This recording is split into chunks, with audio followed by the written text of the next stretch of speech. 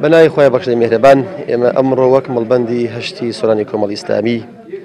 هەڵساین بە ئەنجامدانی وەرکشۆپێک بە مەبەستی دانانی پلانی ساڵی 2018. من لێرەوە بە پێویستی ئەزانم کە سوپاسی سەرجەم ئەندامام کەم لە سەرجەم ئۆرگانەکان سوپاسی باز مەزانە ڕوستایی بکەم کە تەشریفی هێنا بۆ بەسەرپەرشتیکردنی ئەم وەرکشۆپە بۆ ئەنجامدانی پلانی ساڵی 2018. تەمە گومان لەودانەیە کە پلان زامنی بەرەو پێشچوونی کارەکانە ڕێخستنی کارەکانە و زەمانەتی بەرەو پێشچوونە لەبەر ئەم ئامانجێگرنی و ئەم مەبەستەیە